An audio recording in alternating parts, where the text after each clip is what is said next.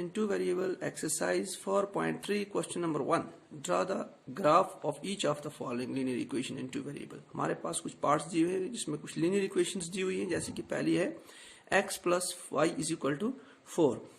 तो इसके लिए हमें क्या बनाना पड़ेगा, ग्राफ पेपर जो होता है यानी ग्राफ जो होता है उसके ऊपर हमें जो है इसको शो करना है, एक्स और वाई की जो वैल्यूज हैं वो शो करनी है। तो उसके लिए हमें क्या चाहिए होता है, एक ग्राफ पेपर जिस पे हमें इस तरह एक्स एक्सेस और वाई एक्सेस बना करके वेरिएबल्स जो होते हैं एक्स और वाई उनकी वैल्यू शो करनी पड़ती है।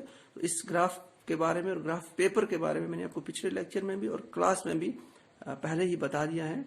तो इसके लिए आप जब ग्राफ बनाएंगे, तो मेरे पास ग्राफ पेपर मौजूद नहीं था, जब आप बनाएंगे तो कोशिश कीजिएगा कि ग्राफ पेपर पे बनाएं ताकि हमारी जो वैल्यू है और जो हमारा ग्राफ लाइन जो होती है वो बिल्कुल सीधी आती है। तो चलिए देखते हैं कैसे सॉल्यूशन है, कैसे सॉल्व करते हैं।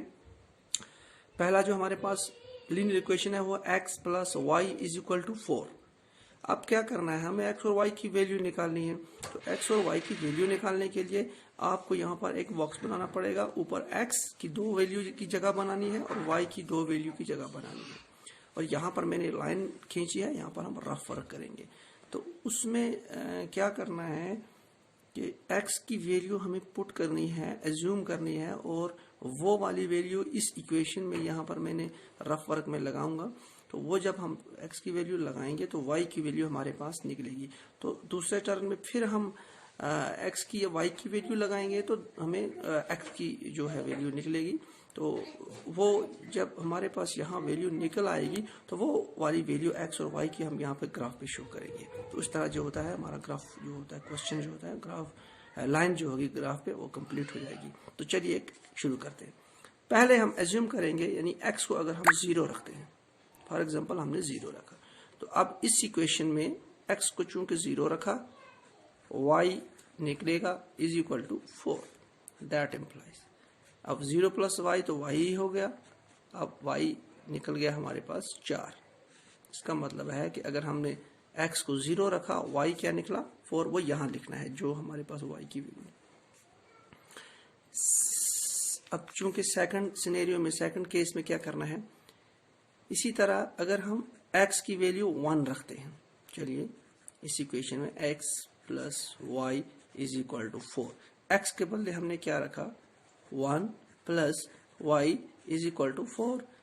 दैट इम्प्लाइज अब चूंकि ये हमारे पास कांस्टेंट y और 4 जो है, 1 और 4 कांस्टेंट है, तो एक साइड ले जाएंगे तो यहाँ बच जाएगा y इज इक्वल टू 4, यहाँ प्लस है, यहाँ माइनस में हो जाएगा y is equal to 4 minus 1 3। तो इसका मतलब है जब हमने x की वैल्यू कितनी रखी 1 और y कितना निकला 3, तो 1 यहाँ निकला 3।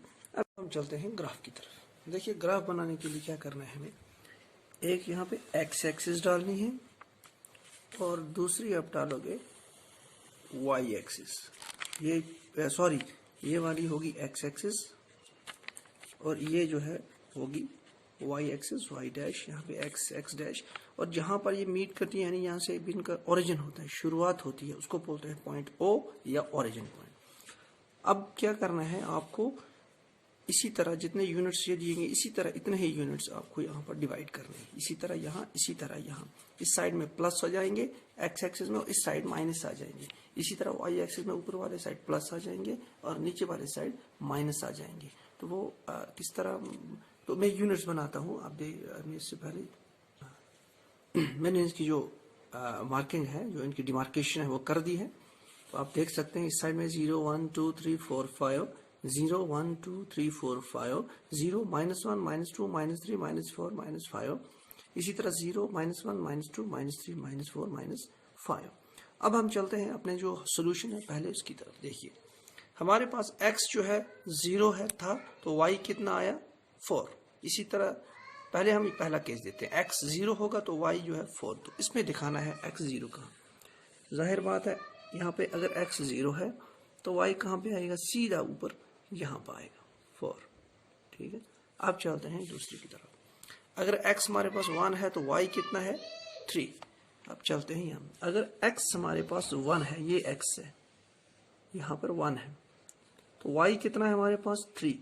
अब बिल्कुल इसको ऊपर ले जाना आहिस्ता। पहले हमारे पास ये है 3, देखते हैं इसको डॉट डॉट, ये आपके ग्राफ पेपर पे दी हुई होगी, आपको सिर्फ यहाँ पर पॉइंट बनाना है।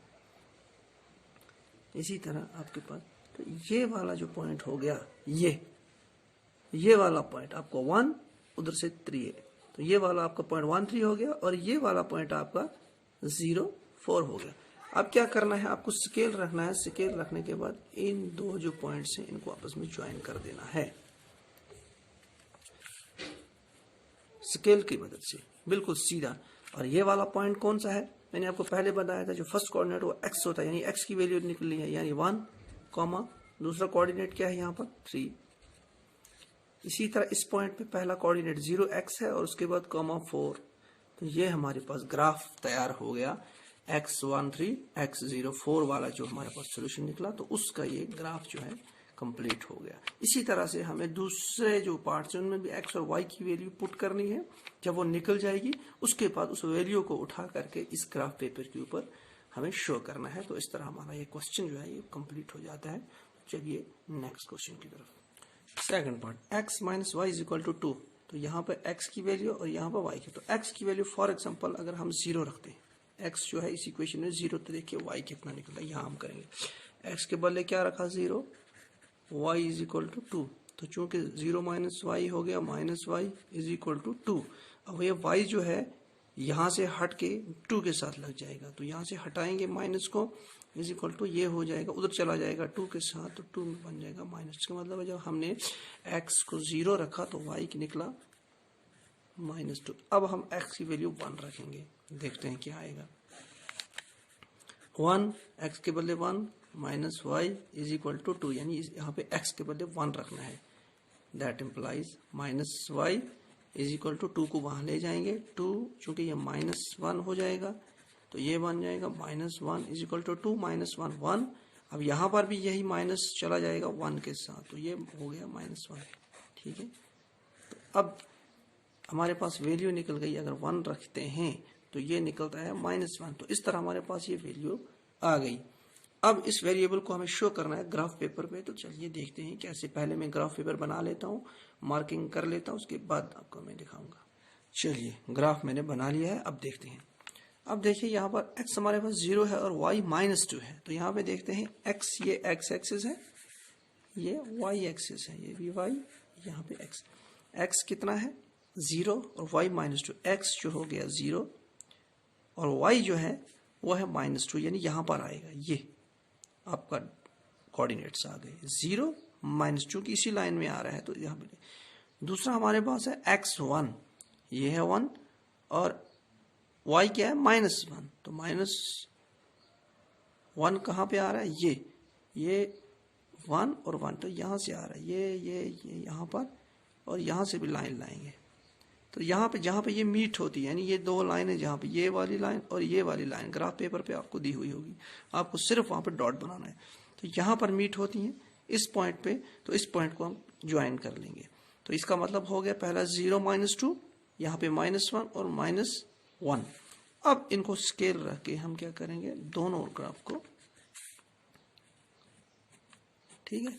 और अब ये हमारे पास कोऑर्डिनेट्स क्या है, यहाँ लिखना पड़ता है, 0 है और -2 है, और यहाँ पर कोऑर्डिनेट्स क्या है हमारे पास 1 और -1 है। तो इस तरह ये आपको किसी दूसरे जो है हमारे पास पेन ग्रीन या रेड होगा उससे लिखना, ताकि ये हमारे पास नजर आ जाए कि वाकई में ये कोऑर्डिनेट्स हैं।